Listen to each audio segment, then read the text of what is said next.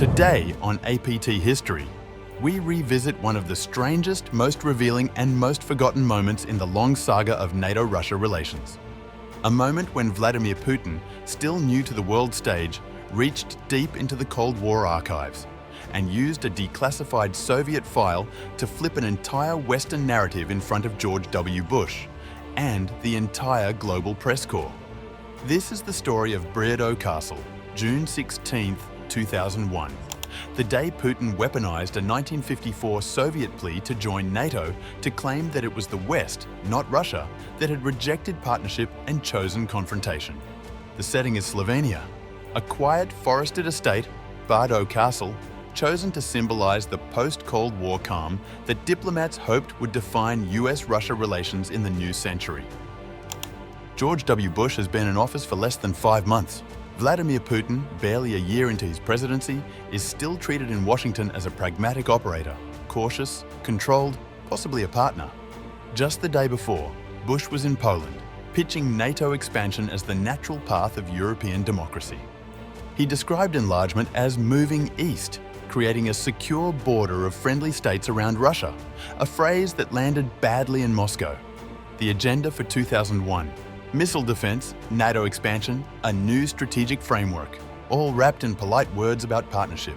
But beneath the surface, both sides knew tensions were simmering. And then came the question. A reporter asks both leaders, bluntly, how they view the next round of NATO enlargement, especially for countries like the Baltic states. Bush answers first.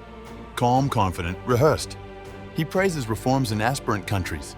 He talks about a uniform desire to expand NATO. He emphasizes that decisions will be made at the 2002 Prague summit through established procedures.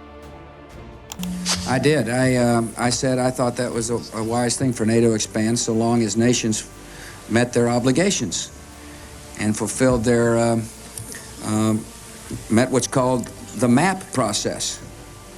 I said yesterday in Poland, I felt like a secure border for Russia, a border with safe and friendly nations is positive. And I expressed my government's position very plainly. And the president, of course, had a reaction, which I'm sure he'll give you right now.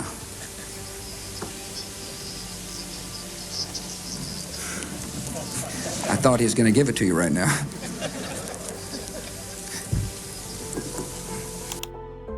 It is a textbook defense of the open door policy. Exactly what Washington expected to say. Exactly what Moscow expected to hear. Then it's Putin's turn. And instead of arguing, instead of repeating the usual Russian complaints, Putin reaches into his folder. And the air in the room changes. Putin says he wants to read something recently declassified. He holds the document up for the cameras. A Soviet file stamped, "Copy declassified." A piece of Cold War-era history that the world has never seen publicly. Western journalists lean forward. Bush looks sideways, slightly confused. Putin begins reading. The document is a 1954 note, a message from the Soviet government to all NATO capitals. And its content is explosive. I'll explain it now. I'll read you some recently declassified documents.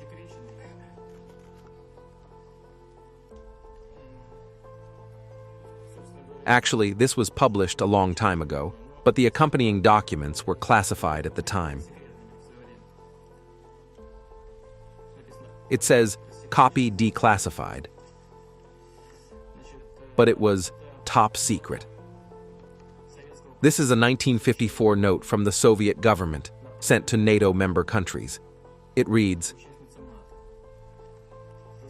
"Guided by the unwavering principles of its peaceful foreign policy and striving to reduce tensions in international relations, the Soviet government expresses its readiness to consider, jointly with interested governments, the question of the USSR's participation in the North Atlantic Treaty." Here's the answer. The Soviet government proposed, the proposals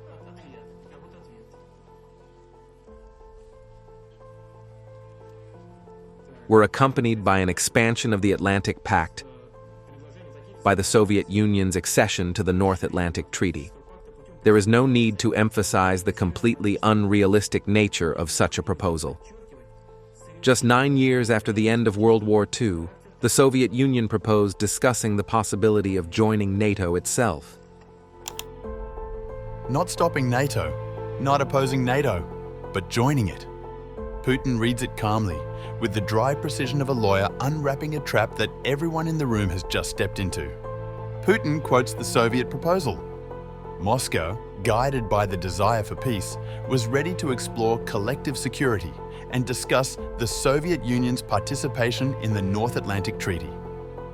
He pauses, looks up, and continues reading. It is an extraordinary historical moment. The head of the modern Russian state presenting a Soviet request to join the alliance that decades later Russia would denounce as encircling and hostile. But Putin is not finished. Putin reads NATO's answer. A curt dismissal. A diplomatic door slammed shut.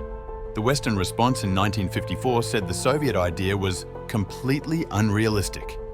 The alliance saw no place for the USSR within its political, military, or ideological structure. Putin lets the words hang in the air. He doesn't need commentary. The press corps and Bush understand the implication instantly. By presenting this Cold War exchange, Putin is doing something far more sophisticated than simply criticizing NATO expansion. He is rewriting the story. He is telling the world, look, it was us who once tried to build a common security system. It was the West that rejected it. So why should we trust NATO's intentions now? At Brdo Castle, Putin is not yet the fiery critic of Munich 2007. He is not yet the man who claims the West betrayed Russia with broken promises. Instead, he is offering a different origin story. Russia wanted cooperation. The West chose exclusion. This is historical theater, a narrative ambush, and it lands with precision. This moment is striking because it clashes with the narrative Putin would later champion. The argument that James Baker and European leaders promised not 1 inch eastward. In 2001, he does not mention broken promises. He does not accuse the West of betrayal.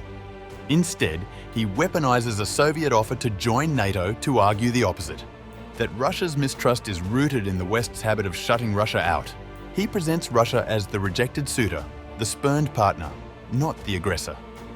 This rhetorical shift from "we wanted to join" to "you broke your promise" would define Putin's later years. But in Slovenia, he leans entirely on the 1954 episode. It is a reminder that Putin's narratives evolve, strategically, not emotionally. The Brdo press conference should have been a defining moment in early 21st century diplomacy. But it wasn't. 3 months later, 9/11 changed everything. The US and Russia briefly aligned in the war on terror. Then came Iraq, Georgia, Crimea, the collapse of the NATO-Russia Council, and the steady hardening of Putin's rhetoric. As relations deteriorated, the 2001 gambit, the declassified file, the Soviet offer, the dramatic reading, faded from public memory. It survived only in transcripts and in the recollection of specialists. But in that single moment, in June 2001, Putin revealed how he would use history, not as a record of events, but as ammunition. He showed that the past could be performed, that documents could become weapons, and that narratives once planted could define entire geopolitical eras. Today, on APT History, we look back at Brdo Castle not as a footnote, but as a warning.